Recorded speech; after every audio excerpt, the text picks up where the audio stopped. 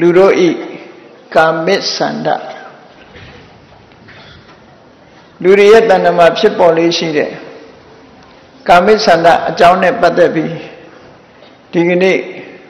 ဟောပြောမှာဖြစ်တယ်လူတိုင်းနဲ့သက်ဆိုင်တဲ့ဒီကာမိဆန္ဒဆိုတဲ့သဘာဝတရားတစ်ခုအနာဂတ်မဖြစ်မချင်းဟောဒီကာမိဆန္ဒဆိုတာလူတိုင်းရဲ့တဏ္ဍာမှာဖြစ်တယ်အရိယပုဂ္ဂိုလ်တွေမှာလည်းသောတာပန်တို့သဂရဂံတို့ဟာကာမိဆန္ဒမကင်းသေးဘူးပုရုဇဉ်တွေမှာတော့အကျဉ်းများစွာဖြစ်လို့ဒီကာမိဆန္ဒတရားရဲ့လွှမ်းမိုးချုပ်ကိုင်မှုကိုလောကကြီးတစ်လောကလုံးမှာရှိတဲ့တ attva တွေအားလုံးဟာကာမိဆန္ဒရဲ့လွှမ်းမိုးမှုအောက်ရောက်ရှိပြီးတော့ကာမိဆန္ဒရဲ့ခြေကျွံတဲ့ဖွဲ့ဖြစ်ပြီးတော့နေကြရတယ်ဆိုတာဒီကာမိဆန္ဒဟာဘာကြောင့်လူတွေရဲ့တဏ္ဍာမှာဖြစ်ပေါ်လာတယ်လဲလူတွေကောင်းကျိုးပေးဖို့အတွက်ဖြစ်ပေါ်လာတာလားသို့မဟုတ်လူတွေဒုက္ခရောက်ဖို့ဖြစ်လာတာလားဆိုတာ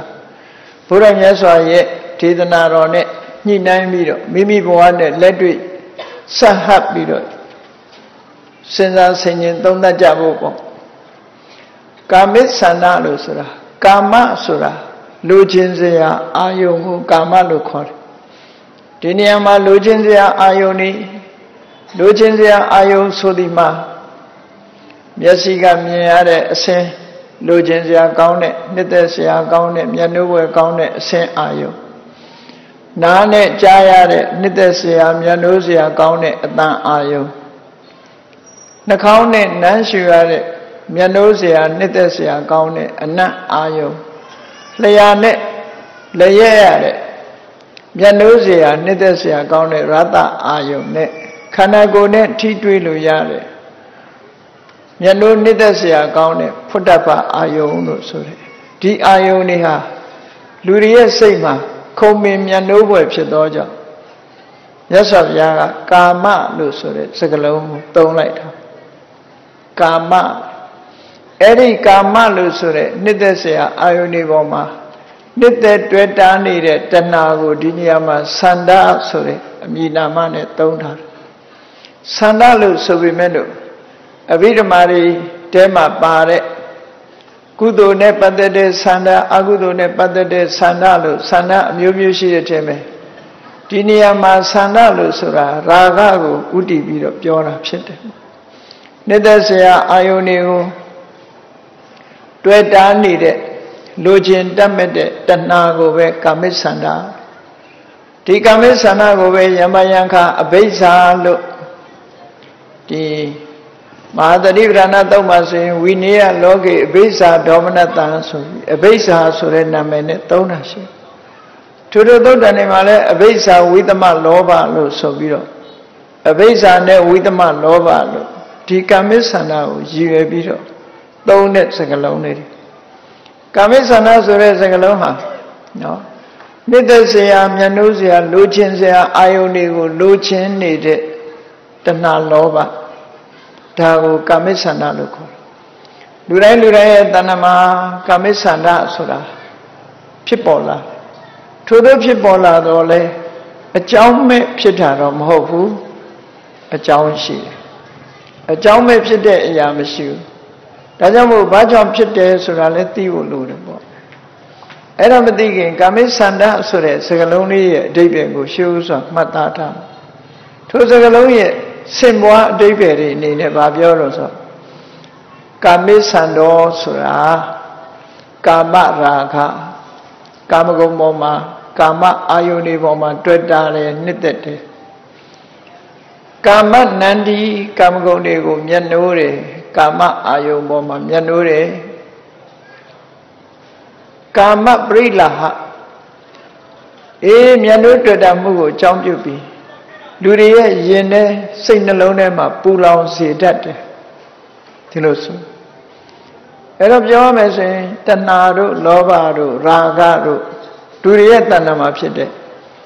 ကာမဂုဏ်အာယုန်တွေပေါ်မှာမျက်နှိုးတွေ့တာတဲ့တဏှာလောဘလူချင်းမှုတွေတွေ့တာမှုတွေတတ်မဲ့မှုတွေ အာလုံးကိုခြုံငုံပြီးတော့ဒီနေရာမှာကာမိဆန္ဒလို့ဒီလိုခေါ်လိုက်တာအဲ့တော့ကာမိဆန္ဒဆိုတာလူတွေရဲ့တဏ္ဍာမှာဖြစ်လာတဲ့အချုပ်အားဖြင့်ပြောမယ်ဆိုရင်တဏှာလောဘရာဂကိုခေါ်တယ်လို့အဲ့ဒီတဏှာလောဘရာဂကလည်းပဲဒီနေရာမှာနှစ်သက်စရာကောင်းတဲ့အာယုန်တွေကိုလိုချင်မှုတွေ့တာမှုနှစ်သက်မှုကိုသာလဲကာမိဆန္ဒလို့ဒီလိုဆိုတာပေါ့အဲ့ဒီကာမိဆန္ဒဆိုတဲ့လောဘဆိုတဲ့တရားဟာသူ့အလိုလျောက်ဖြစ်လာသလားလို့ဆိုမဟုတ်ဘူးအကြောင်းရှိတယ်အဲ့ဒီအကြောင်းကိုအဓိကအကြောင်းနေနဲ့မြတ်စွာဘုရားကဒေသနာတော်မှာဘယ်လိုဟောတယ်လဲလို့ဆိုလို့ရှိရင်နာဘိက္ခေအညာဧကဓမ္မံပိသမနုပတ္တာမိယေနအနုပ္ပန္နောဝါကာမိဆန္ဒောဥပ္ပစ္စတိဥပ္ပန္နောဝါကာမိဆန္ဒောဘေယောဘာဝါယဝိပုံလာယတံဝတ္တတိယထေယိတံဘိက္ခေသူဘနိမိတံလို့ဆိုလိုတဲ့အဓိပ္ပာယ်ကဘာလဲဆိုရင်အလှအပအာယုံသူဘနိမိတဆိုအလှအပအာယုံအလှပအာယုံဆိုတဲ့အကြောင်းတရားဟာတဲ့မဖြစ်သေးတဲ့ကာမိဆန္ဒတွေကိုဖြစ်ပေါ်စေပြီးတော့ဖြစ်ပြီးတဲ့ကာမိဆန္ဒတွေကိုပို့ပြီးတော့တိုးတက်များပြားစေနိုင်တယ်အဲ့ဒီအလှပအာယုံမှတပါးကာမိဆန္ဒမဖြစ်သေးတာတွေကိုဖြစ်စေပြီးဖြစ်ပြီးသားကိုတိုးတက်များတဲ့တခြားအကြောင်းတရားကိုငါမမြင်ဘူးဒီအလှပအာယုံပေါ့အကြောင်းပြုပြီးတော့ဒီကာမိဆန္ဒဆိုတာဖြစ်ရတယ်ဒါကကာမိဆန္ဒဖြစ်ပေါ်ခြင်းရဲ့အကြောင်းတရားအလှအပဟုတ်ပြီအလှအပရှိတိုင်းကာမိဆန္ဒဖြစ်ရောလားဆိုတော့မြတ်စွာဘုရားရှင်းတယ်အတုပနိမိတံသူပနိမိတံအာယောနိသောမနတိကရောတောအလှပကိုမမမကန်မမယွင်ယွင်နှလုံးသွင်းမယ်ဆိုလို့ရှိရင်တဲ့မဖြစ်သေးတဲ့ကာမိဆန္ဒတွေဖြစ်လာလိမ့်မယ်ဖြစ်ပြီးသားကာမိဆန္ဒတွေပို့ပြီးတော့များပြားလာလိမ့်မယ်အဲ့တော့ကာမိဆန္ဒကိုဖြစ်စေတတ်တဲ့အရာဆိုတာဟာအလှပအာယုံကိုဆိုလိုတယ်ပေါ့သို့တော့အလှပအာယုံရှိုံနဲ့ကာမိဆန္ဒဖြစ်သလားလို့ဆိုမဖြစ်ဘူးအလှပအာယုံနဲ့ကြုံတိုင်းကာမိဆန္ဒမဖြစ်ဘူးဒါကြောင့်မို့သူဘနိမိတံအာယောနိသောမနတိကရောတောမိမိရဲ့နှလုံးသွင်းဆင်ခြင်မှုမှားယွင်းမှုကလည်းအတွင်းအကြောင်းတစ်ခုပဲအလှပအာယုန်နဲ့တွေ့တိုင်းကာမိဆန္ဒမဖြစ်ဘူးလို့ဆိုလိုတယ်အဲ့ဒီအလှပအာယုန်ပေါ်မှာလိမ္မာပန်းတဲ့မှန်ကန်တဲ့အတွေးကိုတွေးနိုင်မယ်မှန်ကန်တဲ့အမြင်နဲ့မြင်မယ်ဆိုရင်တော့ကာမိဆန္ဒမဖြစ်ဘူးလို့ဆိုနိုင်သို့သောအာယောနိသောမနတိကတော့မှန်မှန်ကန်ကန်နှလုံးမသွင်းတတ်ဘူးမှန်မှန်ရင်နှလုံးသွင်းမယ်ဆိုရင်ကာမိဆန္ဒတွေဖြစ်လာလိမ့်မယ်ဒီလိုဆိုအဲ့တော့အလှပအာယုံဆိုတာလောကမှာမျက်စိနဲ့မြင်ရလို့နှစ်သက်စရာကောင်းတဲ့အလှပတွေနားနဲ့ကြားရတဲ့တာယာပွဲအသံတွေနှာခေါင်းနဲ့နမ်းရှူရတဲ့မွှေးကြိုင်တဲ့အနံ့တွေလျှာနဲ့လျက်ရတဲ့ကောင်းမွန်တဲ့အရာတွေခန္ဓာကိုယ်နဲ့ထိတွေ့ရတယ်ထိတွေ့ခံစားလို့နော်စိတ်ရှိတဲ့အရာမျိုးတွေအထိအတွေ့ဒါတွေဟာသူဘနိမိတလို့ခေါ်တယ်အလှအပတွေပဲဖြစ်တယ်လောကမှာအလှအပဆိုတာအဲ့ဒီအလှအပတွေအလှအပတိုင်းအလှပမှန်လို့ရှိရင်အပြင်မှာအကြောင်းတရားတစ်ခုအနေနဲ့လူတွေရဲ့တဏ္ဍာမှာတွေ့တာမှုတွေလိုချင်မှုတွေမျက်နှိုးမှုတွေခင်မင်မှုတွေဆိုတဲ့ဒီတဏှာလောဘတွေကိုဖြစ်စေတတ်တယ်ဒီလိုဆိုတာအဲ့တော့အလှပတတ်တဲ့နဲ့ကတော့ကာမိဆန္ဒမဖြစ်ဘူးမြတ်စွာဘုရားမှာလည်းမျက်လုံးရှိတယ်ယဟန္တာပုဂ္ဂိုလ်တွေမှာလည်းမျက်လုံးရှိတယ်နားရှိတယ်နှာခေါင်းရှိတယ်လျှာရှိတယ်ခန္ဓာကိုယ်ရှိကြစဉ်းစားကြည့်နော်မြတ်စွာဘုရားလည်းမျက်စိရှိလို့မြင်ရတာ မြင်တဲ့မဲ့အလှပအာယုံဆိုတာပါတာပေါ့မျက်စိနဲ့မြင်တာလှတာလည်းမြင်တာပဲအယုတ်ဆိုးတာလည်းမြင်တာနားနဲ့ကြားတဲ့အတန်ကလည်းပဲကောင်းတဲ့အတန်လည်းကြားတယ်မကောင်းတဲ့အတန်လည်းကြားတယ်နှာခေါင်းနဲ့နမ်းရှူရတဲ့အနံ့ကလည်းကောင်းတဲ့မွေးကြိုင်တဲ့အနံ့ရှိတယ်လို့ဆိုးရတဲ့အနံ့လည်းရှိတာလျှာနဲ့လျှက်ရတာလေကောင်းမြတ်တဲ့အရာသာရှိတယ်လို့မကောင်းတဲ့အရာသာလည်းရှိတယ်ခန္ဓာကိုယ်နဲ့အထီးအတွေ့တွေကလည်းကောင်းတဲ့အထီးအတွေ့ရှိတယ်လို့မကောင်းတဲ့အထီးအတွေ့တွေရှိတာအဲ့တော့မြတ်စွာဘုရားတဏ္ဍာမှာဒီလိုအလှအပတွေနဲ့ကြုံလို့ကာမိဆန္ဒဖြစ်သလားလို့ဆိုမဖြစ်ဘူးဘာဖြစ်လို့မဖြစ်လဲဆိုရင်မြတ်စွာဘုရားကအလှအပအာယုံပေါ်မှာရှုမြင်သုံးသပ်ပုံဟာတာမန်ပုဂ္ဂိုလ်တွေနဲ့မတူဘူးလို့ဒီလိုပြောတယ်ဒါကြောင့်မို့ဘုရားတရားတော်အရကြည့်မယ်ဆိုရင်တချို့ကမေးကြတယ်မြတ်စွာဘုရားကအတုဝကမ္မဋ္ဌာန်းဟောတယ်အနိစ္စဒုက္ခအနတ္တလို့ဆိုတာတွေဟောတယ်လောကကြီးကိုညီငွေဖို့အတွက်တဏှာကြီးကိုညီငွေဖို့အတွက်အာယုန်တွေမလိုက်စားဖို့ဆိုတာတွေဟောတော့တချို့လူတွေကအထင်မြင်လွဲတယ်မြတ်စွာဘုရားဟာအလှပကိုဖျက်ဆီးတယ်လို့အတိမမပြုဘူးလို့ဒီလိုယူဆကြတကယ်ကတော့မြတ်စွာဘုရားဟာအလှပကိုအတိမပြုတယ်ဒါကြောင့်မို့ဝိနည်းကျမ်းဂန်ထဲမှာဆိုရင်ကျောင်းနေကံနေလှလှပပပြင်ဆင်မွမ်းမံတာကိုမြတ်စွာဘုရားခွင့်ပြုထားပန်းပြောက်ချေတာတို့ပန်းကဲပန်းလက်တွေပန်းနွယ်တွေတို့ပန်းကက်တွေနဲ့အလှဆင်တာတို့ဒါတွေလှပမှုကိုမြတ်စွာဘုရားအတိမပြုတယ်အဲ့ဒါနဲ့ပတ်သက်ပြီးတော့ဒီဘုရားရဲ့အဆုံးအမနဲ့အလှအပဒါနှစ်ခုနှိုင်းယှဉ်ပြီးတော့သိရအောင် Buddhism and Beauty ဆိုတဲ့စာအုပ်လေးတွေရေးထားတာရှိဘူးတဲ့ Buddhism and Beauty မြတ်စွာဘုရားရဲ့ဗုဒ္ဓဝါဒနဲ့အလှအပဗုဒ္ဓဝါဒကအလှအပပေါ်မှာညှင်းပယ်ပြီးတော့အလှအပကိုရှုတ်ချလာလားဆိုမရှုတ်ချဘူး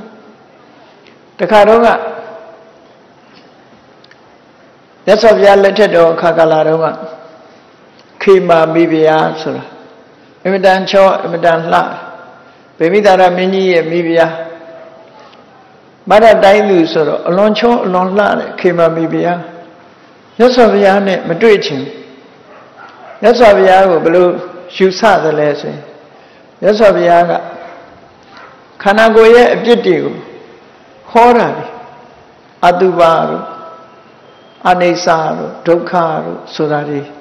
ဒါတွေကိုဟောသည့်အတွက်ကြောင့်အလှအပကိုရှုတ်ချတယ်လို့ယူဆတယ်ဒါကြောင့်မို့အလှအပကိုမျက်နှိုးတဲ့ခေမာမိဖုရားမြတ်စွာဘုရားရှိလာဖို့အမြဲတမ်းညင်းပယ်ညင်းဆန်ဘယ်တော့မှဘုရားနဲ့မတွေ့ဘူးဘာလို့မတွေ့ချင်တာမြတ်စွာဘုရားအလှအပကိုမှုကျူးမြစ်ချိုပြောတတ်တယ်ဒါကြောင့်မို့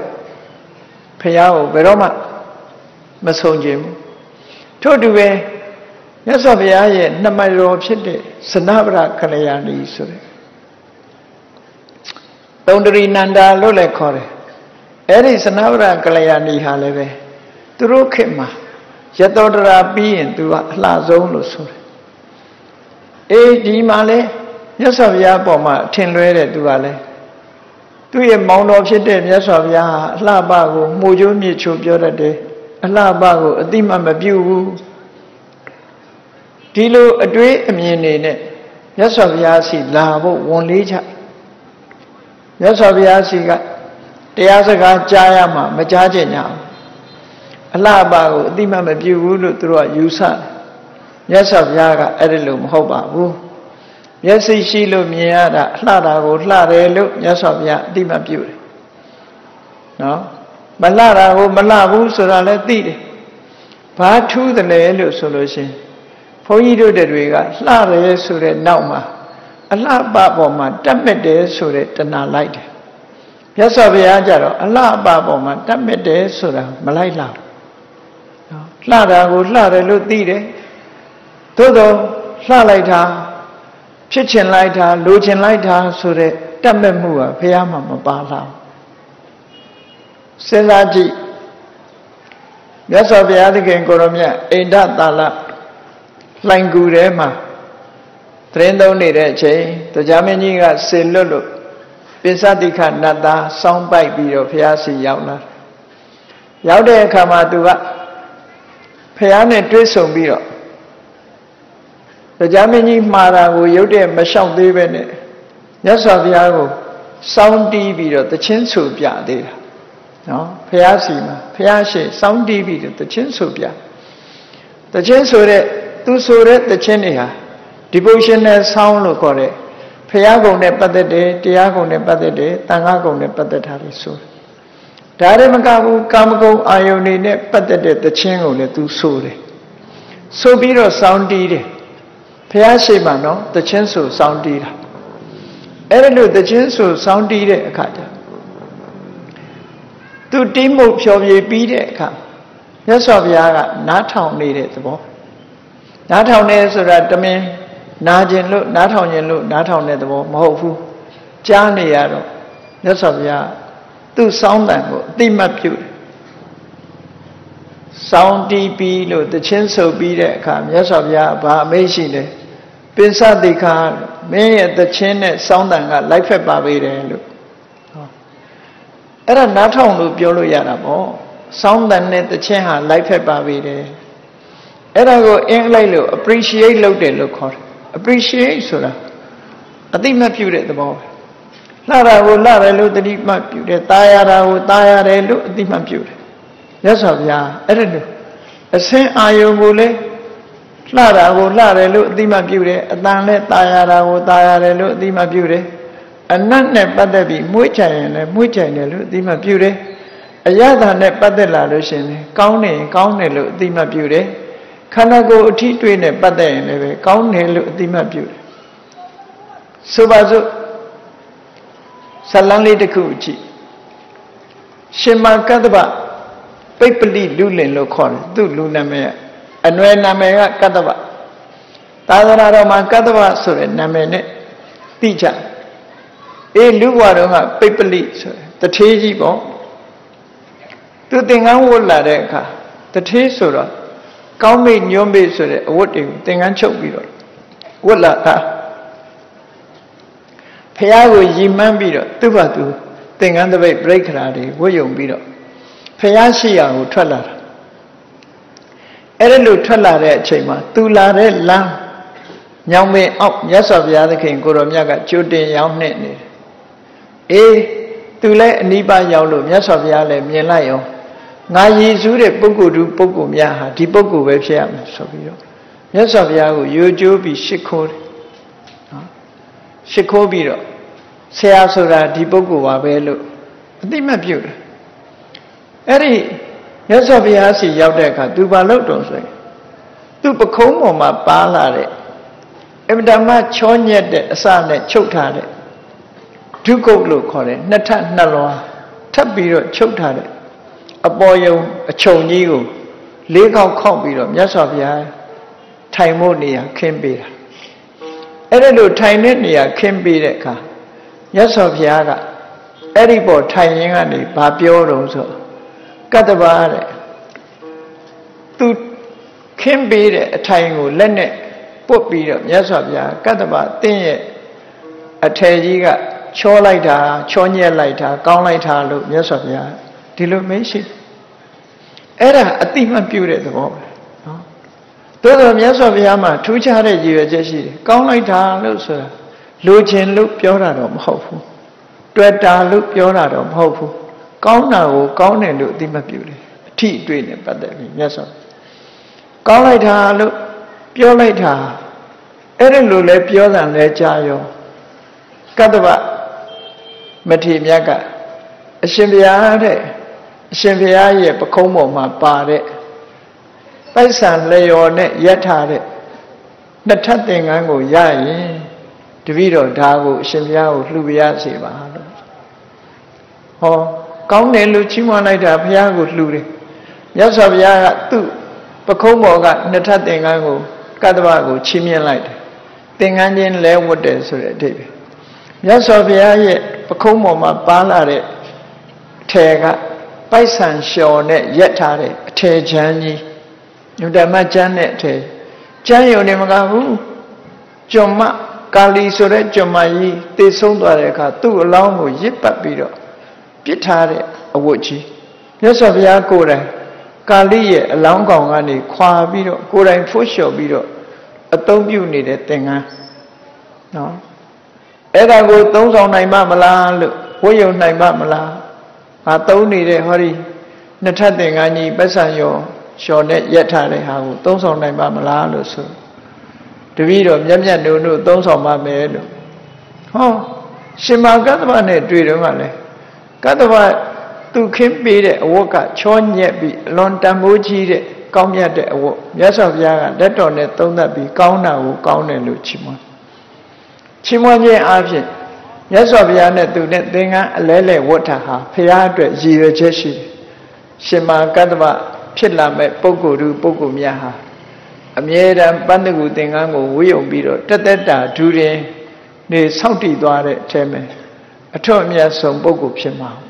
အဲ့ဒါကြောင့်မို့လို့မြတ်စွာဘုရားကိုယ်တိုင်ချီးမြှောက်တော်မူတာဖြစ်တယ်ပေါ့အဲ့တော့မြတ်စွာဘုရားမှာရည်ရွယ်ချက်တစ်စုံတစ်ခုရှိတယ်အလှပါကိုလှပတယ်လို့အသိမှတ်ပြုတယ် appreciate လုပ်တယ်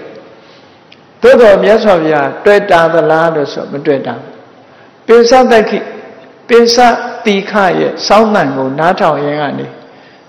တချင်းတန်နဲ့စောင်းတန်လိုက်လျောလိုက်တာအမြဲတမ်းနားထောင်လို့ကောင်းတယ်ဆိုတဲ့အဓိပ္ပာယ်မျိုးမြတ်စွာဘုရားပြောတယ်အဲ့ဒါနဲ့ပတ်သက်ပြီးဘုန်းကြီးတို့စကိုင်းမှာနေတော့ကဒီနိုင်ငံသားတယောက်ရောက်လာဘူးတယ်အဲ့ဒီနိုင်ငံသားကနော်ဝေနိုင်ငံကလာတာနော်ဝေနိုင်ငံကသူကအနုပညာတက္ကသိုလ်ရဲ့ပါမောက္ခတူဝေအနုပညာဆိုတာဗမာပြည်မှာတော့ပန္တရာကျောင်းလို့ဟာမျိုးပေါ့နော်အတိမုတ်ကခုံနေသင်တန်းပေးတဲ့အနုပညာတက္ကသိုလ်ကပါမောက္ခတူသူနဲ့တွေ့တဲ့အခါသူကဘာမေးတော့ဆိုရင်မြတ်စွာဘုရားကဂီတကိုတားမြစ်ပါသလားဂီတကိုပယ်ပါသလားလို့ဒီမေးခွန်းမေးဂီတဆိုတာ music နော် music ကိုပယ်သလားလို့သူမေးတော့ဘုန်းကြီးကပိစတိခအကြောင်းလဲသိထားတာဖြစ်တော့အကယ်၍ပယ်တယ်လို့ဆိုလို့ရှိရင်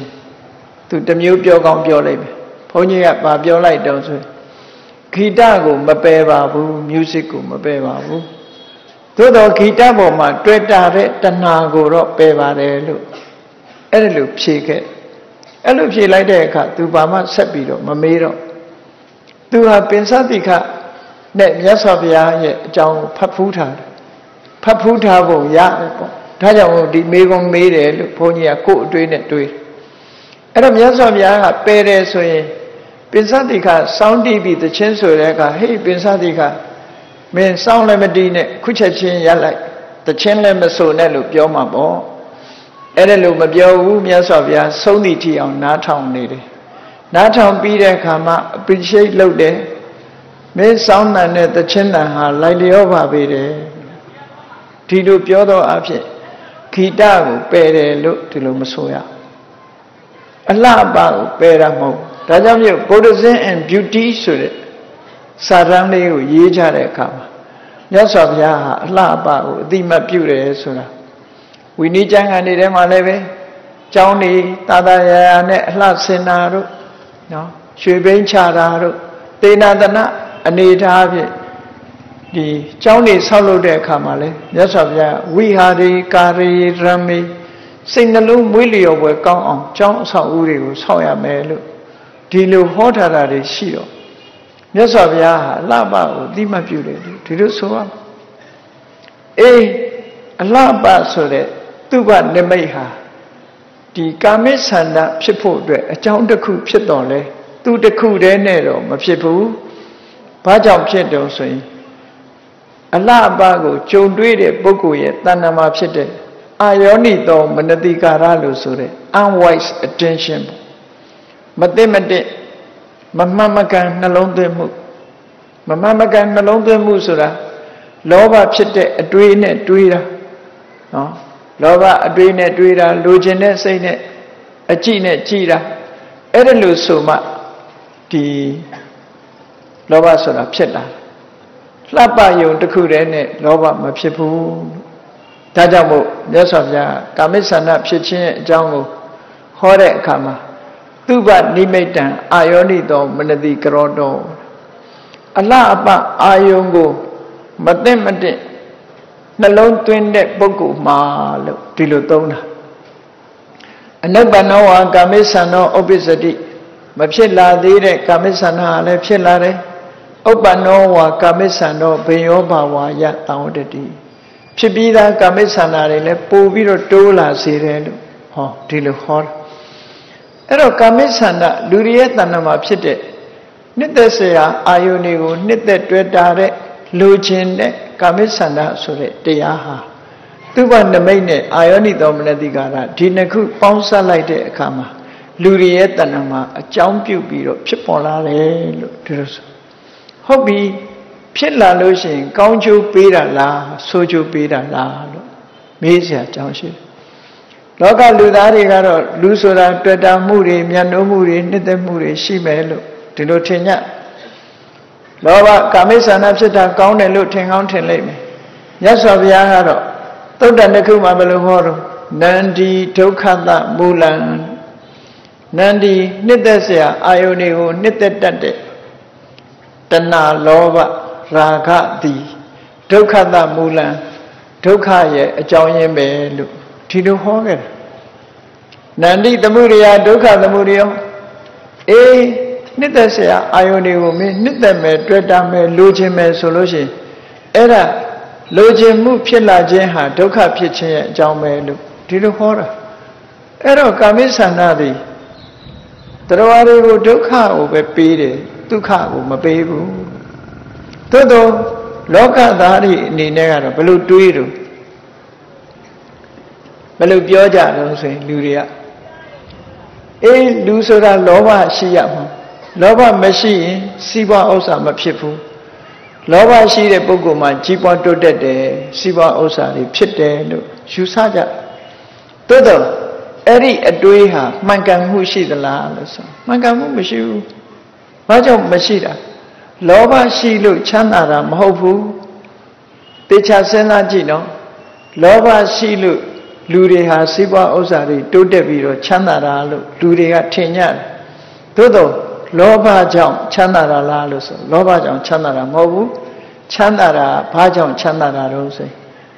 ပညာနဲ့လုံလဝိရိယကြောင့်ချမ်းသာတာစီးပွားရေးလုပ်တတ်တဲ့ပညာနော်စီးပွားရေးအလုပ်ကိုနားလည်တဲ့ပညာရဲ့စီးပွားကြိုးစားအထောက်တဲ့ဝိရိယရဲ့အဲ့ဒီပညာနဲ့လုံလကြောင့်လူတွေချမ်းသာတာသို့တော်လူတွေကထင်တယ်လောဘကြောင့်ချမ်းသာတယ်လို့ထင်အဲ့ဒါဆိုလို့ရှိရင်လေလူဖြစ်လာလို့ရှိရင်လောဘဆိုတာရှိပြီးသားပဲရှိပြီးသားပဲစီးပွားရေးပညာမသိနဲ့ငုတ်တုတ်ထိုင်နေလိုချင်တဲ့စိတ်ကလေးသာမွေးကြီးပွားမလားဘယ်လိုမှမကြီးပွားနိုင်ဘူးနော်လိုချင်တဲ့စိတ်ဆိုတာလူတွေရဲ့မွေးရပါကြီးပဲလောဘဆိုတာလူတွေရဲ့တဏ္ဍာမှာဖြစ်တဲ့မွေးရပါကြီးပဲအဲ့ဒီမွေးရပါလောဘလေးနဲ့တင်လူတွေဟာကြီးပွားတိုးတက်သလားလို့ဆိုဘယ်ကြီးပွားတိုးတက်ကြီးပွားတိုးတက်တယ်ဆိုတာလောဘရှိတိုင်းမကြီးပွားတိုးတက်ဘူး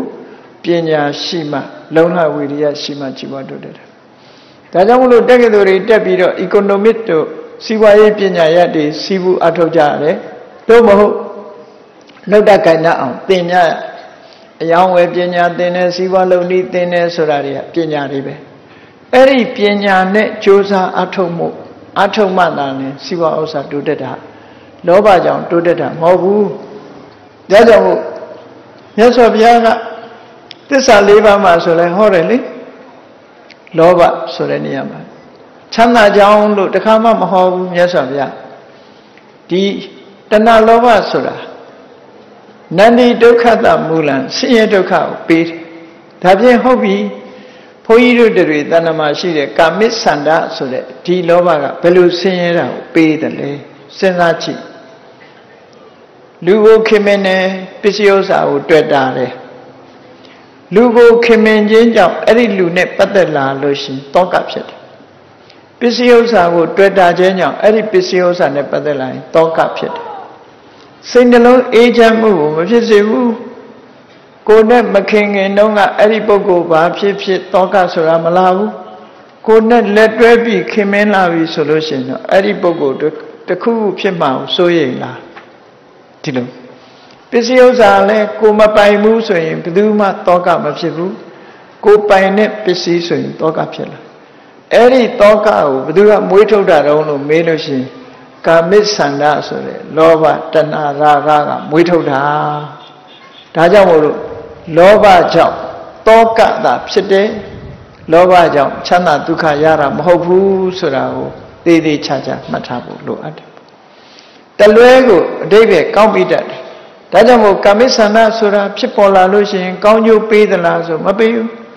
ဘာဆိုးကျိုးတွေပေးတယ်လဲတောကကိုမွေးထုတ်ပေးတယ်တောကဆိုတာလူတွေရဲ့ရင်ထဲမှာပူလောင်တဲ့ဒီဒေါမနတဝေဒနာတစ်မျိုးပဲစိုးရိမ်နေပူလောင်နေအဲ့ဒီတောကကိုမွေးထုတ်တာဒီလောဘပဲဖြစ်တယ်ပေါ့ဒါကြောင့်မို့ဒီကာမိဆန္ဒမိမိတို့ရဲ့တဏ္ဍာမှာဖြစ်ပေါ်လာတဲ့အခါမှာဆက်လက်ပြီးတော့ထိမ့်သိမ့်ထားရမလားလို့ဆိုထိမ့်သိမ့်မထားသင့်ဘူးသူ့ကိုဖယ်ရှားပြစ်တဲ့သူရှိနေသမျှလူတွေမှာစိတ်နှလုံးအေးချမ်းမှုမရဘူး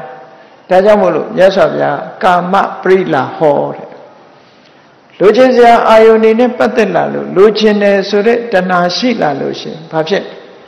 စိတ်တွေနှလုံးတွေပူလောင်နေပူလောင်မှုကိုခံစားကြမပူဘူးလားဆိုတာတေချာစဉ်းစားရှိသာသမီပေါ်ချစ်တဲ့မိဘတွေသာသမီအတွက်ပူကြတယ်ပစ္စည်းဥစ္စာမမောတဲ့ပုဂ္ဂိုလ်တွေပစ္စည်းဥစ္စာအတွက်ပူကြနော်သာသမီမရှိဘူးဆိုရင်သာသမီအတွက်ပူစရာမရှိတော့ပစ္စည်းဥစ္စာမရှိတဲ့ပုဂ္ဂိုလ်ကပစ္စည်းဥစ္စာပေါ်မှာမပူမရှိတောင်းတရှိကြောင်းကြဆိုတဲ့စကားရှိနေရင်ကြောင်းကြသာသမီရှိရင်သာသမီပေါ်ကြောင်းကြတယ်ပစ္စည်းရှိရင်ပစ္စည်းပေါ်ကြောင်းကြမရှိကြောင်းကြရှိရင်တောင်းတဟောတဏှာကမွေးထုတ်လိုက်တာတဏှာကမွေးထုတ်တာရှိလာတာနဲ့တပြိုင်နက်ကြောင်းချမှုဆိုကြောင်းချဆိုတာတောကပဲလေအဲ့ဒီတောကကိုမွေးထုတ်တယ်ဒီလိုဆိုလိုတာပေါ့ရသော်ဘုရားကိုယ်တိုင်ကတဏှာယဇာယတိတောကောတဏှာယဇာတိပယံတဏှာဆိုတဲ့လောဘဟာတောကကိုဖြစ်စေတယ်တဏှာဆိုတဲ့လောဘသည်ကြောက်ဖွယ်ဘေးအန္တရာယ်ကိုဖြစ်စေတယ်လို့ဒီလိုပဲဟောတာအေးတဏှာလောဘကချမ်းသာဒုက္ခကိုပေးတယ်လို့ဘယ်တော့မှမဟောခဲ့ဘူးဒါကြောင့်ဘုရားဘာသာဝင်သူတော်စင်တွေအနေနဲ့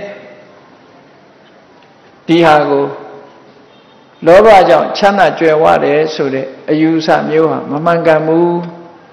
ချမ်းသာကြွယ်ဝခြင်းသည်ပညာနဲ့လုံလဝိရိယကြောင့်ချမ်းသာကြွယ်ဝတယ်လို့ဒီလိုပဲမှတ်ယူရမှာဖြစ်တယ်ရသော်ဘုရားဟောတာနဲ့ဓမ္မအဝင်ခွင်ကြဖြစ်တယ်ဒါဖြင့်ဒီလောဘဟာတောကကိုဖြစ်စေတတ်တယ်ဆိုရင်ဒီကာမိဆန္ဒတရားသူဘနမိတ်နဲ့အာယောနိသောမနတိကာရကိုအကြောင်းပြုပြီးအလှအပနဲ့နှလုံးသွင်းမှုမမှန်မကန်မှုကိုအကြောင်းပြုပြီးတော့ကိုယ်ရင်နဲ့နှလုံးထဲမှာဖြစ်ပေါ်လာပြီဆိုရင်သူ့ကိုထိမ့်သိမ်းထားရမလားမထိမ့်သိမ်းရဖယ်ရှားပြစ်ရမယ်ဒါဖြင့်ဖယ်ရှားပြစ်လို့ရှိရင်ဘယ်ဟာနဲ့ဖယ်ရှားပြစ်ရမလဲအလှပကိုအကြောင်းပြုပြီးတော့ဖြစ်ပေါ်တတ်တဲ့ကာမိဆန္ဒကိုဒီအလှပရှုထောင့်ကနေဆက်ပြီးတော့ကြည်နေမယ်ဆိုလို့ရှိရင်အာယောအပြင်အလှပကိုသာဆက်လက်ပြီးတော့ကြည်နေမယ်ဆိုရင်ကာမိဆန္ဒတွေတိုးလာဖို့ရှိတယ်ဒါကြောင့်မို့မြတ်စွာဘုရားကိုတော်မြတ်အလှပကို appreciate လုပ်ရုံပဲလုပ်တယ်သို့တော့စဉ်းစားကြည့်လိုက်မိမိမျက်စိကမြင်ရတဲ့အဆင်းအာယုံနားကကြားရတဲ့အသံအာယုံနှာခေါင်းကနမ်းရှူရတဲ့အနံ့အာယုံလျှာနဲ့လျှရတဲ့အရသာအာယုံခန္ဓာကိုယ်နဲ့ထိတွေ့ရတဲ့အထိတွေ့အာယုံဒီအာယုံနေဆိုတာဟာပြန်ပြီးတော့ကြည့်လိုက်မယ်ဆိုရင်တခဏအတွင်းမှာရုပ်ပြက်ဆင်းပြက်အဖြစ်ပြောင်းလဲသွားတာလေးကြီးပဲလှပတဲ့အဆင်းရှိတဲ့ပန်းကလေးတွေဆိုလဲမကြခင်ပဲညှိုးသွားတယ်လူဆိုလို့ရှိရင်လည်းမကြခင်ပဲအိုမင်းရင်းရောပြီးတော့သွားတယ်အတန်တွေဆိုလို့ရှိရင်လည်းပျောက်သွားတယ်ချက်ချင်းပဲပ ပျက်စီးဆုံးရှုံးသွားတယ်အနတ်ဆိုတာလဲခိတ္တခဏပဲအရသာဆိုတာလဲရှာလေးပေါ်မှာကြုံလုံးလေးပဲအထီးတွေ့ဆိုတာလဲတခဏအဲ့ဒါကြောင့်မို့ခိုင်မြဲတဲ့အရာတွေမဟုတ်ဘူးခိုင်မြဲတဲ့အရာတွေမဟုတ်တယ်လို့ဒီလှပမှုဆိုတာထာဝရမဟုတ်ပဲနဲ့အယုတ်ဆိုးအကြည့်တန်မှုဟာမကြခင်ရောက်လာကိုကလှပတယ်လို့ထင်တဲ့အရာလူပဲကြည့်အောင်တော့လှတယ်လို့ထင်တဲ့ပုဂ္ဂိုလ်ဟာနော်မကြခင်နှစ်ပိုင်းအတွင်းမှာအယုတ်ဆိုးအကြည့်တန်တာဖြစ်သွားကိုယ်ခန္ဓာကိုယ်ပဲဖြစ်ဖြစ်သူခန္ဓာကိုယ်ပဲဖြစ်ဖြစ်အရွယ်နဲ့အမျှအလှပတွေကိုဆုံးရှုံးသွားတာကြီးပဲဘယ်သူပဲဖြစ်ဖြစ်ပိုလှလာတယ်လို့မရှိဘူးတဖြည်းဖြည်းဆုံးရှုံးသွားတယ်မြန်မာပြည်မှာနာမည်ကြီးတဲ့အချောအလှရွှေရှင်မင်းသမီးတွေတို့တရုပ်ဆောင်တွေတို့ကြည့်ပေါ့သူတို့ရဲ့လူတွေကနေပြီးတော့လှတယ်လို့ထင်နေကြတဲ့အချိန်ပိုင်းဟာဘလောက်ပဲကြာတယ်ဘလောက်မှမကြာနော်နှစ်ပြိစေတာအဖြစ်7နှစ်တည်းပိုးကြော်နိုင်တာမရှိဘူးနော်ရွှေရှင်ရိုက်တဲ့လူတွေသိတယ်မဟုတ်လားမကြခင်မဲ့အမေဖြစ်အဖွားဖြစ်သွားတော့ကြအမေဘွားရောက်သွားတော့ကြဖွားဘွားရောက်သွားတန်ဝေကရစရာအဲ့တော့အလှပဆိုတာတခဏမြတာဖြစ်တယ်လူနဲ့ကြည့်မယ်ဆိုရင်တခဏအဲ့ဒီတခဏအတွင်းမှတည်းမဲ့မလှမပတာတွေကိုကြည့်လိုက်မယ်ကြည့်လိုက်ဘာတွေတွေ့မျက်စိကမွေးကြိုင်တဲ့အနံ့တွေထွက်နေတာလားနားထဲကမွေးကြိုင်တဲ့အနံ့တွေထွက်တာလားခံတွင်းကမွေးကြိုင်တဲ့အနံ့တွေထွက်တာလားနှာခေါင်းကမွေးကြိုင်တဲ့အနံ့တွေထွက်တာလားလို့ကိုယ်ပေါက်ဓာရလူရဲ့ခန္ဓာကိုယ်ကထွက်တာတွေကိုကြည့်လိုက်လို့ရှင်အားလုံးဟာမတ္တိစရာယွန်စရာတွေကြည့်ပဲထွက်တယ်ဒါကြောင့်မို့လို့မြတ်စွာဘုရားသခင်ကိုရောမြတ်ကအတုပနိမိတ်တာမလှဘူးမတင့်တယ်ဘူးဆိုတဲ့အာယုန်နမိတ်စိတ်ထဲကဖန်ဆင်း၍ဖြစ်စီအမှန်ကန်သည့်တွေးတော၍ဖြစ်စီအတုပနမိတ်လို့ဆိုတဲ့မလှတဲ့အာယုန်နမိတ်ကိုမှတ်ယူပါဒီလိုဆိုတာပေါ့အာယုန်နမိတ်ကိုမှတ်ယူပါအေးအတုပဆိုလို့ရှိရင်ဒီမြန်မာပြည်မှာတော့လူအများစုကအတုပဆိုလို့ရှိရင်ဖြူနေတယ်လောက်ပဲအောင်မေ့ချအတုပဆိုတဲ့စကားလုံးကမတက်မတဲယွန်းစပွဲကောင်းတယ်ဆိုတဲ့အဓိပ္ပာယ်ကိုဖော်ပြသက်ရှိထင်ရှားဖြစ်နေစေကမူမတက်တယ်လို့အတုပလို့ခေါ်တယ်တက်တယ်သလားမတက်တယ်ဘူးလားကိုယ့်ကိုယ်စဉ်းစားကြည့်ပေါ့မနဲ့အိယာထတာလူတိုင်းမနဲ့အိယာထရင်ပယ်သွားရတိုင်းလက်ထဲဝင်မျက်နှာသိရတယ်သွားတိုက်ရတယ်နော်အဲ့ဒါတွေဟာတင့်တယ်လို့လားမတင့်တယ်လို့လားဆိုမတင့်တယ်လို့ဖြစ်တာဟော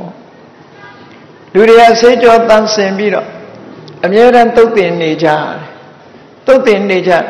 ခန္ဓာကိုယ်တွေကထွက်သမျှမှုကြိုင်တဲ့အရာတခုမှမရှိဘူးနံစော်တဲ့အရာတွေလွန့်ပြရမယ့်ဟာတွေကြီးပဲအကုန်လုံးအဲ့ဒါလို့အသုံးဝင်ပြီးတော့ရွံ့စရာမတရိစရာတွေကြီးပဲခန္ဓာကိုယ်တွေကထွက်တာဖြစ်သောကြောင့်လူရဲ့ခန္ဓာကိုယ်ဟာအပေါ်ယံအရေးလေးကြည့်ပြီးတော့လှတယ်မလှဘူးဒီလိုပြောကြတာเนาะဒါကြောင့်မို့အင်္ဂလိပ်စကားရှိတယ်လေ beauty is skin deep တဲ့အပေါ်ယံအရေးလေးကတည်းလှတာပါเนาะလှတယ်ဆိုတာအရေးလေးတယ်အရေးဟိုဘက်ရောက်သွားဘယ်ပုဂ္ဂိုလ်မှလှတာဆိုတာမရှိဘူးအေးမြတ်စွာဘုရားကအဲ့ဒီအရေးကိုဖြတ်ကျော်ပြီးတော့မတက်မတဲအတုပဆိုတဲ့မလှပဘူးဆိုတဲ့အာယုံကိုရအောင်မှတ်ယူထားပြီးယောနိသောမနတိကာရလို့ဆိုတဲ့မှန်ကန်စွာနှလုံးသွင်းဆင်ခြင်တတ်တဲ့အသိဉာဏ်နဲ့ဆင်ခြင်သုံးသပ်ပြီးတော့ကြည်ခြင်းအပြင်ဖြစ်ပေါ်လာတဲ့ကာမိဆန္ဒကိုဖယ်ရှားနိုင်ပါတယ်လို့ဒီလိုဆိုတာနော်အဲ့ဒါကြောင့်မို့လို့သုတ္တမမြတ်စွာဘုရားကနာဟံဘိက္ခွေအဉ္ဉံဧကဓမ္မံဘိသမနုပတ္တမိယေနဥပ္ပန္နောဝါကာမိသန္တောအနုပ္ပန္နောဝါကာမိသန္တောနာဥပ္ပစ္စတိဥပ္ပန္နောဝါကာမိသန္တောပဟိယတိယထေယိတံအတုဝနိမိတံလို့မလှပဘူးဆိုတဲ့အာယုန်နမိတ်အဲ့ဒီအာယုန်နမိတ်ဟာတဲ့မဖြစ်သေးတဲ့ ကာမိဆန္ဒကိုလည်းမဖြစ်စေဘူးတဲ့ဖြစ်ပြီးသားကာမိဆန္ဒကိုလည်းဖယ်ရှားပြစ်နိုင်တယ်အဲ့ဒီအတုပအာယုံမတင့်တယ်ဘူးဆိုတဲ့အာယုံကလွဲပြီးတော့တခြားအကြောင်းကိုငါမမြင်ဘူးလို့မြတ်စွာဘုရားကဒီလိုဟောတာဒါကြောင့်မို့ကာမိဆန္ဒကိုဖယ်ခြင်းတယ်ဆိုလို့ရှိရင်ဘုန်းကြီးတို့တွေဟာမလှပမှုတွေကိုတွေးတောဆင်ခြင်သုံးသပ်ပြီးတော့ကြည့်ဖို့လိုအပ်တယ်အေးဒါကြောင့်မို့အတုပနိမိတံယောနိတောမနတိကရောတောမလှပဘူးဆိုတာကိုအသိဉာဏ်နဲ့ဆင်ခြင်သုံးသပ်ကြည့်တဲ့ပုဂ္ဂိုလ်မှာမဖြစ်သေးတဲ့ကာမိဆန္ဒလည်းဖြစ်မလာတော့ဘူးဖြစ်ပြီးသားကာမိဆန္ဒကိုလည်းဖယ်ရှားလို့ရသွားတယ်လို့ဒီလိုဟောတာပေါ့ဒါကြောင့်မို့လို့ကာမိဆန္ဒလောဘဆိုတဲ့လောဘဟာကောင်းကျိုးချမ်းသာကိုမပေးဘူးမပေးသည့်အတွက်ကြောင့်မတင့်တယ်ဘူးဆိုတဲ့အာယုန်နမိတ်ကိုမှန်ကန်တဲ့အတွေးတွေနဲ့မှန်ကန်တဲ့အသိဉာဏ်နဲ့ရှုမြင်သုံးသပ်ပြီးတော့ကာမိဆန္ဒမိမိတဏ္ဍာမှာဖြစ်ပွားမလာရအောင်ဖြစ်လာလို့ရှိရင်လည်းဖယ်ရှားလို့ရအောင်ကြိုးစားအားထုတ်ကြရမှာဖြစ်တယ်တဲ့အဲ့ဒီလိုကြိုးစားအားထုတ်မှခုနကပြောတဲ့နန္ဒီဒုက္ခတမူလံတဏှာလောဘကိုလက်ခံထားမယ်ဆိုရင်ဆင်းရဲဒုက္ခဖြစ်ဖို့ရအကြောင်းဖြစ်လာတယ်အေးလောဘသည်တောကကိုဖြစ်စေတတ်တာဖြစ်သောကြောင့်လောဘကိုမိမိတို့ရဲ့ယင်နဲ့နှလုံးထဲမှာကြာရှည်စွာသိမ့်ထားရမယ်အရာမဟုတ်ဘူးကာမိဆန္ဒဆိုတဲ့လောဘသည်နိဝရဏတရားတစ်မျိုးဖြစ်တယ်ပေါ့နိဝရဏဆိုတာဘာကိုခေါ်တာလဲနိဝရဏဆိုတာကုသိုလ်စိတ်တွေမပေါ်အောင်ဆုတ်ပိတ်တတ်တဲ့တရားလို့ဒီလိုအဓိပ္ပာယ်ရအေးမိုးရသည်မှာရေမြောင်းနေပိတ်ဆို့နေတယ်ဆိုရင်ရေတွေရှမ်းထွက်ရေတွေရှမ်းလာပိတ်ဆို့နေလို့ရှိရင်ရှေ့ကိုရေမစီးဘူးထို့တူပဲလူတွေရဲ့တဏ္ဍာမှာဟောဒီကာမိဆန္ဒဖြစ်နေပြီဆိုလို့ရှိရင်ကုသိုလ်စိတ်တွေဖြစ်မလာနိုင်ဘူးကာမိဆန္ဒကစုပ်ပိတ်ထားသည့်အတွက်ကြောင့်ကောင်းမြတ်တဲ့ကုသိုလ်စိတ်တွေတရားစိတ်တွေနော်အလောဘဆိုတာတွေအဒေါသဆိုတဲ့မေတ္တာစိတ်တွေအမောဟဆိုတဲ့အသိပညာဖြစ်မလာနိုင်တော့ဘူးကာမိဆန္ဒကនិဝရဏဖြစ်လို့စုပ်ပိတ်တာစိတ်ရဲ့အညစ်အကြေးတွေစိတ်ဟာညစ်နွမ်းသွားတယ်ဘဂရီစင်ကြဲနေတဲ့စိတ်ကလေးဟာကာမိဆန္ဒဖြစ်လိုက်တာနဲ့တပြိုင်နက်ဖြူစင်းနေတဲ့စိတ်ကလေးဟာညစ်နွမ်းသွားတယ်အေးချမ်းနေတဲ့စိတ်ကလေးဟာပူပန်တော့ကဖြစ်လာအေးချမ်းတာလည်းပဲပူပင်လာတယ်ဖြူစင်းနေတာတွေကလည်းညစ်နွမ်းသွားတယ်ဘယ်သူကလှုပ်တာလဲဆိုကာမိဆန္ဒလှုပ်တာကာမိဆန္ဒဆိုတဲ့လောဘကလှုပ်တာကာမိဆန္ဒလောဘကိုကြာရှည်လက်ခံထားမယ်ဆိုရင်ဘာဖြစ်လဲပညာယဒုပ္ပလိကရဏအသိပညာတွေအပြော့သွားလိမ့်မယ်လောဘတွေလွှမ်းမိုးထားတဲ့ပုဂ္ဂိုလ်ရဲ့စိတ်မှာအသိပညာဆိုတာဖြစ်မလာနိုင်ဘူးမှန်ကန်စွာသိတဲ့အသိမဖြစ်နိုင်သည့်အတွက်ကြောင့်အကြောင်းနဲ့အကျိုးအကောင်းနဲ့ဆိုခွဲခြားသိနိုင်စွာမရှိတော့ဘူးမပြောသင့်တာတွေလည်းပြောမိတယ်မလုပ်သင့်တာတွေလည်းလုပ်မိတယ်မတွေးသင့်တာတွေလည်းတွေးမိတယ်ဟောသူကနေဒုက္ခပေးတာဒါကြောင့်မို့လို့နိဝရဏဆုတ်ပိတ်ဘာကိုဆုတ်ပိတ်ကုသိုလ်စိတ်တွေမဖြစ်အောင်ဆုတ်ပိတ်ကုသိုလ်စိတ်တွေကိုဆုတ်ပိတ်တာသူကအကုသိုလ်ပဲအေးစိတ်ထဲမှာပွင့်လန်းလာတာမရှိဘူးစိတ်တွေပူလောင်ပြီးတော့အသိပညာတွေအပြော့သွားစေတဲ့နိဝရဏတရားတစ်မျိုးဖြစ်တယ်လို့မြတ်စွာဘုရားကဒီလိုဟောကြားတာဖြစ်တယ်ပေါ့အေးဒါကြောင့်တရားချစ်ခင်သူတော်စင်ပြိဿအပေါင်းတို့ဘုရားမြတ်စွာဟောကြားတော်မူခဲ့တဲ့ဒေသနာတော်အရကာမိဆန္ဒဆိုတဲ့လောဘဟာအကြောင်းမဲ့ဖြစ်လာတာတော့မဟုတ်ဘူးအလှအပအပေါ်မှာမမမကန်တွေးတောဆင်ញင်တဲ့အာယောနိသောမနတိကာရအလှပဆိုတဲ့အာယုံရဲ့မမမကန်တွေးတောတဲ့အာယောနိသောမနတိကာရရဲ့အဲ့ဒီအကြောင်းနှစ်ရပ်ပေါင်းစပ်ခြင်းကြောင့်သာလျှင်ဖြစ်ပေါ်လာတဲ့တရားဖြစ်တယ်ဖြစ်ပေါ်လာလို့ရှိရင်တို့ရဲ့ယင်နေနှလုံးတွေကိုပူလောင်စေပြီးတော့တောကကိုမွေးထုတ်ပေးတတ်တဲ့တရားဖြစ်တယ်ဒါကြောင့်မို့ကာမိဆန္ဒတရားကိုတို့တွေဟာချိုးနှိမ်ပြီးတော့ပယ်ရှားရမယ့်တရားမျိုးဖြစ်တယ်ဆိုတာမှတ်သားနိုင်ယူပြီးဒီတရားကိုဘာနဲ့ဖယ်ရှားမလဲဆိုရင်မလှမပဘူးဆိုတာကိုအမှန်ကန်ဆင်ញင်တွေးတောသိမြင်တဲ့အသိဉာဏ်နဲ့ဆင်ញင်သုံးသပ်ပြီးတဲ့အခါမှာဖြစ်ပေါ်လာမဲ့ကာမိဆန္ဒကိုမဖြစ်လေအောင်ဖြစ်ပြီးသားကာမိဆန္ဒတွေမိမိတဏ္ဍာမှာဖယ်ရှားအောင် ဒီလိုကာမိဆန္ဒကိုရှင်လင်းသုတ်သင်နိုင်မှသာလေစိတ်နှလုံးအေးချမ်းမှုကိုလည်းရမယ်အသိပညာထက်မြက်မှုကိုလည်းရမှာဖြစ်တယ်ဒါကြောင့်အသိပညာထက်မြက်ဖို့ကုသိုလ်တရားတွေမိမိတဏ္ဍာမှာဖြစ်ပွားဖို့ကာမိဆန္ဒဆိုတဲ့တဏှာလောဘတရားကိုဖယ်ရှားဖို့အတွက်တို့တွေကြိုးစားအထောက်ကြရမှာဖြစ်တယ်လို့ကိုယ်စီသဘောကျပြီးကာမိဆန္ဒဆိုတဲ့လူတွေရဲ့တဏ္ဍာမှာဖြစ်တဲ့တဏှာလောဘတရားကိုဖယ်ရှားနိုင်အောင်ကြိုးစားအားထုတ်နိုင်ကြပါစေကုန်သတည်း